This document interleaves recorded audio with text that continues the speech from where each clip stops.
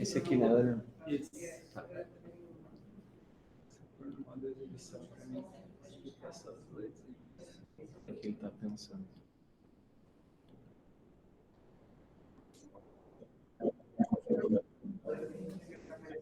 Entendeu? Tá. Então tá, gente, eu vou primeiramente, né, agradecer a todo mundo que está presente, todo mundo que está vendo, né, online. E no final eu vou agradecer de novo, então não vou ficar fazendo isso agora, né? Então, né, o meu trabalho, ele faz parte, na verdade é uma pequena parte, né, do meu trabalho de mestrado. E nesse trabalho especificamente a gente está avaliando o burnout, né, em mulheres brasileiras que estão trabalhando de casa, né, então estão em home office, durante a pandemia de Covid-19, para avaliar um pouco esse papel da maternidade, né, o papel de ser mãe durante a pandemia e durante um período que as pessoas estão em home office por, né, questões sanitárias e tudo mais. Então, a minha orientadora, né, é a professora Simone Hauck, né, que é a minha orientadora da URGS, a co-orientadora é a professora Ana Margarete Bassols, né, e a orientadora aqui da Fundação e do HPV é a professora Berenice. Né?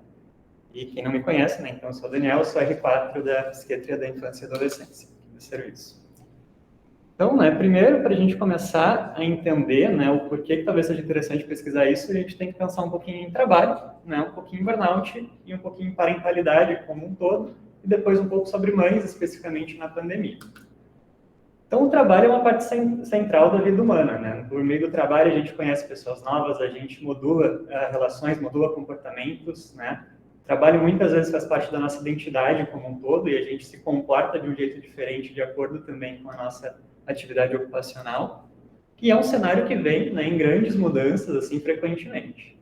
Então, tem mudanças tecnológicas que vão mudar um pouco a relação do trabalhador com o trabalho, né? Tem mudanças culturais, né, que também envolvem isso. Hoje, por exemplo, né, tem muito mais gente procurando home office do que tinha anteriormente. Tem mudanças econômicas, né, que também estão envolvidas nisso. Então, é um cenário bem dinâmico. Né? E quando a gente pensa em trabalho remoto, né, e aqui eu coloquei várias variações da forma como isso aparece na literatura, né, em português, e o trabalho remoto, ele começa a surgir mesmo ali numa crise. Né? E daí é interessante quando a gente pensa no Covid, pensa de novo numa outra crise mundial. Né? Então, o trabalho remoto surge na crise do petróleo na década de 70, por uma questão de estar muito caro, né, para transporte urbano, as pessoas começaram a fazer o trabalho remoto. Né? Então, já é uma modalidade de trabalho que já surge de uma crise. E triplicou nos últimos 30 anos, tá? Isso sem contar com a pandemia, tá? Esses 30 anos pré-pandemia já vinha aumentando muito, né, a quantidade de trabalhadores em trabalho remoto. Questões de mobilidade urbana, tecnologia, questões ambientais, né, de produzir menos gases também na estufa. E se viu, né, na literatura prévia também à pandemia, que você tinha várias vantagens e desvantagens quando a gente pensa no trabalho remoto, tanto para o empregador quanto para o trabalhador. Principalmente quando a gente olha para o trabalhador, né? E quando a gente pensa em burnout especificamente, parece que o trabalho remoto era uma coisa legal, né? Era uma coisa que ajudava as pessoas a terem menos índices de burnout do que o trabalho presencial. E dentro disso, né, tem várias hipóteses do porquê talvez isso acontecesse, mas principalmente pensando na questão de autonomia, né? Então, o trabalhador ter mais autonomia sobre o seu trabalho, isso parece ser um fator protetor, até na literatura de burnout, sem pensar em home office. E no cenário da pandemia, né, as coisas começam a ficar um pouquinho mais tumultuadas, porque na pandemia, né, a gente não tem só aquela questão, tá, eu prefiro fazer o trabalho remoto, porque para mim o estilo de vida aquilo é melhor. Na pandemia a gente não tem essa opção, né? Na pandemia muitas pessoas tiveram que migrar de uma forma compulsória para o trabalho remoto para poder manter seus empregos. E quando a gente entra, né, no meio dessa dinâmica toda, também tem outras questões que vão estar contribuindo, né, como, por exemplo, ter criança pequena em casa, né, até animais de estimação em casa, como conciliar o trabalho, né, o doméstico com o trabalho formal e por aí vai. E o que é burnout? Né? Então, burnout é uma síndrome, né, caracterizada por um estado de estresse crônico relacionado ao trabalho. Então, na definição, ele é relacionado ao trabalho. Ele compreende 3 esferas, né, mais importantes, que seria a exaustão física e emocional, o cinismo, né, ou uma despersonalização, também que eles trazem com esse termo, mas diferente daquela despersonalização que a gente pensa quando está pensando em uma coisa dissociativa, né? E também uma queda da produtividade do trabalhador, né, e da satisfação com o trabalho. Então, essas são as 3 principais esferas. Né? A principal autora sobre isso é a Maslow, né? Mas a síndrome já foi descrita anteriormente a Maslow, só que a Maslow que oficializou isso, né, em 81. E daí surge, né, um conceito novo agora atualmente, que é o conceito de burnout parental, que tira um pouquinho aquela ideia de talvez, será que o burnout é só relacionado ao trabalho, né? O burnout parental surgiu ali em 2019, né, começaram a pesquisar sobre isso, hoje já existem escalas específicas para isso também, que é uma exaustão relacionada à parentalidade, né, que envolve, então, o distanciamento emocional dos filhos, a perda de prazer e eficácia no papel dos pais, contraste entre o eu parental anterior e o atual, e traz graves consequências para os pais e para os filhos, inclusive trazendo, né, como consequência, questões de negligência, de maus tratos, né, estariam associados com esses maiores níveis de burnout parental, que leva a gente a pensar num paradigma de que talvez o burnout não seja tão relacionado especificamente ao trabalho, mas talvez um papel, uma função em si. E durante a pandemia, então, né, a preocupação com a saúde dos pais e das crianças aumenta, porque aumentam potenciais fatores de risco, tanto na questão do isolamento, né, ter menos contato social físico com as pessoas, né, embora a gente tenha as tecnologias para nos ajudar nisso. Aumentou também muito, né, maus tratos, né, questões de negligência, quando a gente pensa nas crianças. E tem também uma soma de funções, né, que daí traz o trabalho formal, afazeres domésticos, cuidado com os filhos. Né, um dado já da pandemia, nos Estados Unidos, 35% dos pais relataram dificuldades, né, em conciliar o trabalho com o cuidado com os filhos, né, 3 horas a mais de trabalho.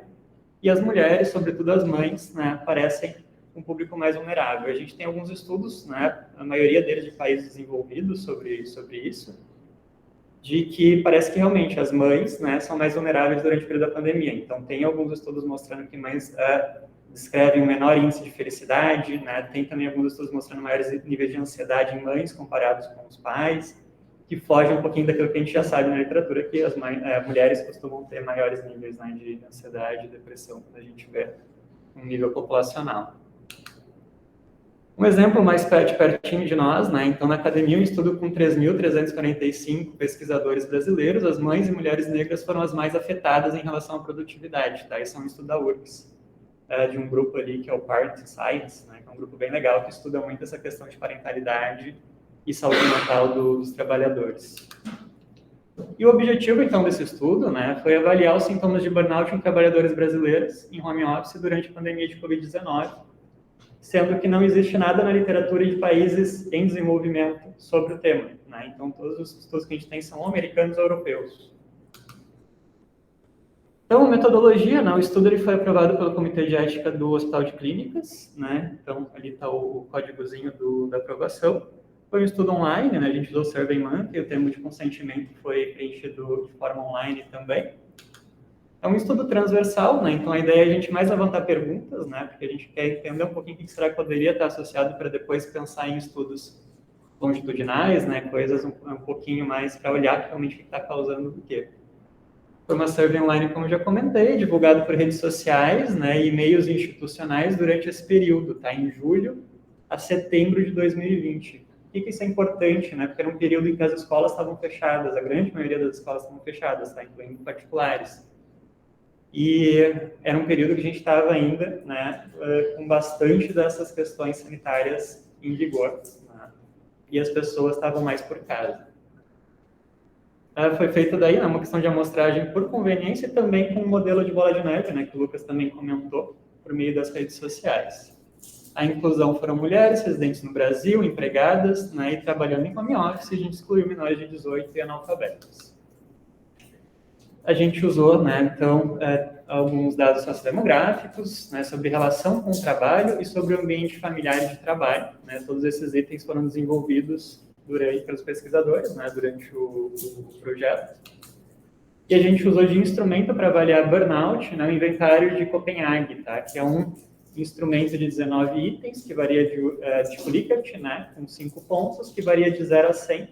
Se faz uma média, né, desses itens dentro de 3 dimensões, tá? Que é o burnout pessoal, que eu vou chamar de PB, isso vai aparecer depois nos dados, tá? O relacionado ao trabalho, que é o WB, e o relacionado ao cliente, que é o CB. Essa escala, né, esse instrumento, ele foi validado, né, pelo português de Portugal por Campos, tá? E daí depois foi validado também para o português brasileiro pelo Campos. pela Campus, na verdade, uma pesquisadora. Só que daí, né, o nosso grupo acho que não foi muito dessa validação, tá? Não era uma validação muito no sentido cultural tão bem validada pro Brasil. Daí a gente fez uma nova validação, tá? Que esse é o estudo da Karina Moser. A gente fez uma nova validação dessa escala. Ele é um instrumento, né? A gente optou por ele porque ele tem uma boa validade, né? E uma boa propriedade psicométrica quando a gente compara com outros estudos como o da Maslach, por exemplo, tá? Outros instrumentos. Que é um instrumento pago, ele também teria outros problemas. Análise estatística, a gente usou SPSS, né? A gente fez Shapiro-Wilks para ver a questão de normalidade. Então, a gente usou o teste de student ou o Ullman-Whitney de acordo com a normalidade, tá? Porque alguns dados não foram paramétricos. A gente usou a nova, né, com o Tukey e o Cruz-Calvares para quando tinha mais de 2 grupos. E a gente fez uma regressão linear para tentar entender um pouco, né, se a questão era aumento do trabalho ou era mais a questão realmente do aumento do cuidado. Aqui, né, então, foi a característica da nossa amostra. Eu não vou ler tudo isso, tá, porque senão vai tomar muito tempo, mas o que chama atenção? O que chama atenção da amostra é que vocês vão ver que é uma amostra bem heterogênea. Tá? E daí isso eu vou trazer depois na discussão, que é uma coisa importante também da gente pensar. Então, a maioria, né, eram pessoas com renda alta, eram mulheres... eu estou falando isso tudo como um todo. Isso aqui só tinha mulheres. Então, era uma pessoa com renda alta da região sul, isso muito talvez pela questão de recrutamento, né, dos participantes, com ensino superior completo, né, 90% da amostra tinha ensino superior completo. A maioria delas, né, teve um aumento da carga de cuidado, né, que é bem interessante isso, enquanto nem foi a maioria que teve aumento da carga de trabalho, né, e as horas de cuidado por semana, né, 66 horas, né, e a hora de trabalho, 36,9 ali. Né, lembrando que só 43,4 tinham filhos, tá? Não era toda a amostra que eram de mães. Aqui é a média das escalas, tá? São médias, então a escala varia de 0 a 100, tá? 50 seria a média. Níveis maiores de 50, né, pelo autor, são considerados como um risco para questões clínicas relacionadas ao burnout, tá?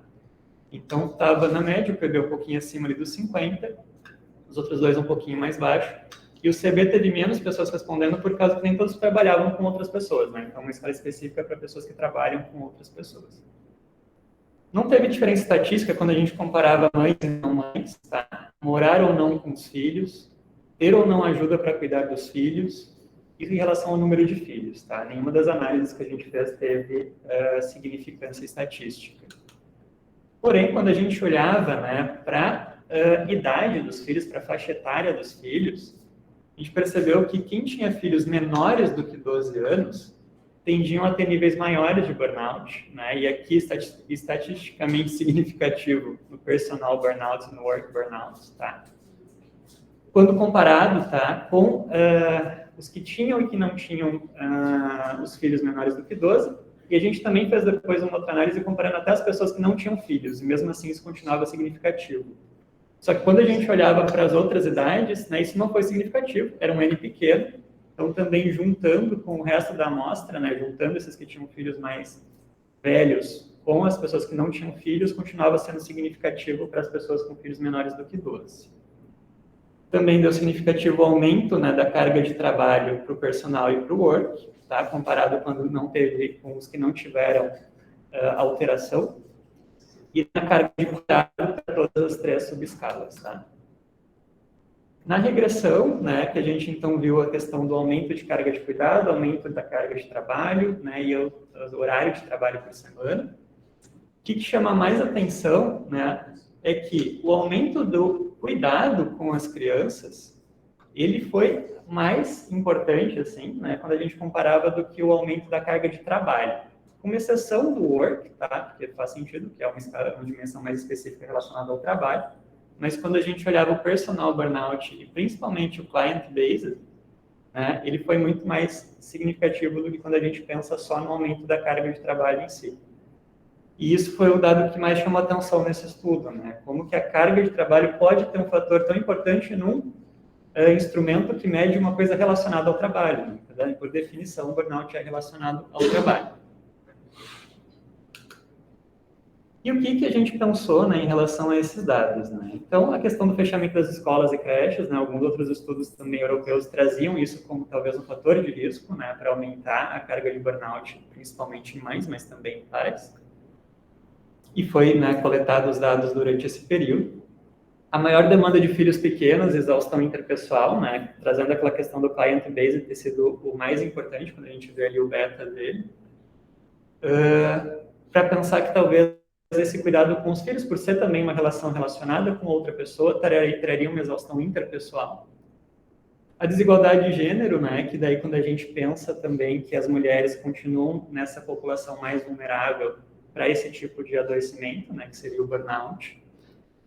Relações com burnout parental, né, e daí a gente tem alguns estudos comparando o burnout do trabalho, né, com esse burnout parental, mostrando que são construtos diferentes, mas que têm uma relação importante entre si. No caso do nosso estudo, a gente não mediu o burnout parental, né, é um plano, na verdade, uma perspectiva futura para a gente pesquisar e ver a relação com o burnout de trabalho.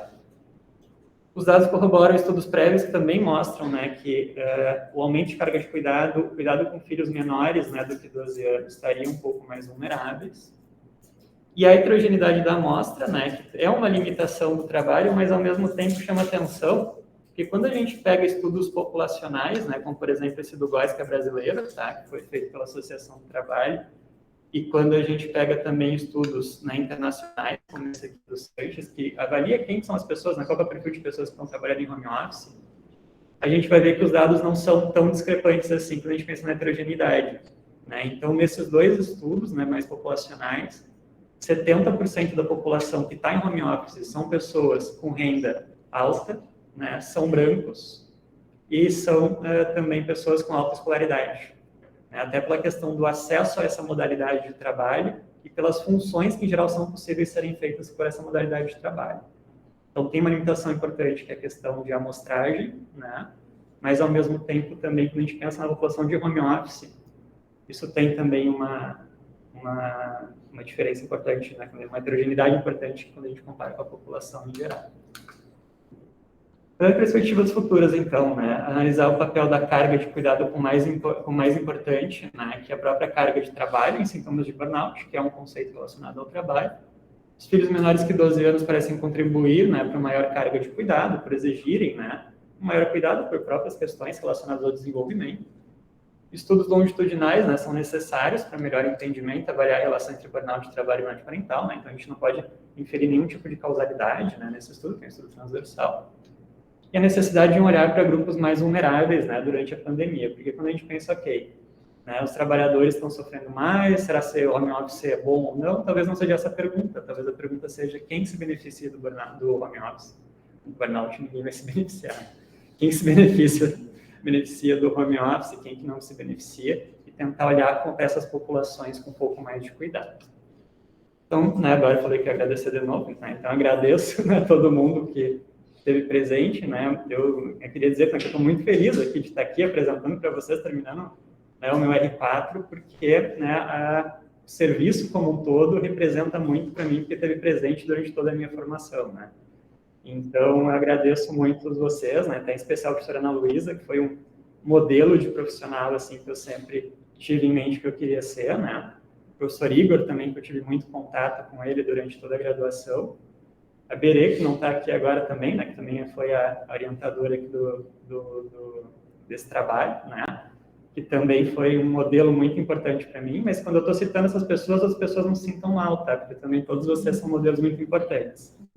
Mas às vezes tem algumas pessoas que a gente se vincula, né, de uma forma mais intensa. Assim. Então, agradeço muito a todos os colegas também, gostei muito de conhecer todo mundo, né, os R1, os R3, os R2, então fico bem feliz de estar aqui. Tá?